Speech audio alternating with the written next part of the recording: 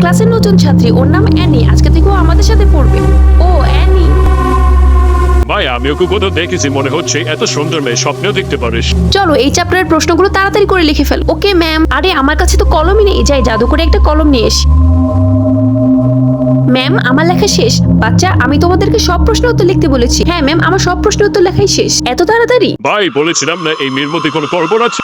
স্কুলের দুনিয়া তো খুব মজার। আমার খুবই তৃষ্ণা পেয়েছে, ম্যাজিক করে একটা পানির বোতল নিয়ে এসি। আরে ভাই নেক কত জাদু করি, চল ওর জাদু পড়তে ফাঁস করে দিব।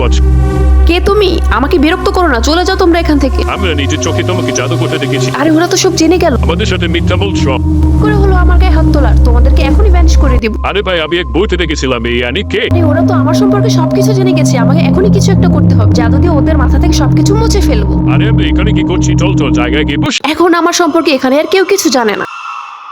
তুমি ওদের মাথা থেকে সবকিছু মুছে ফেললে, কিন্তু আমাকে পরবর্তী পর্বের জন্য লাইক ও সাবস্ক্রাইব করে সাথেই থাকো।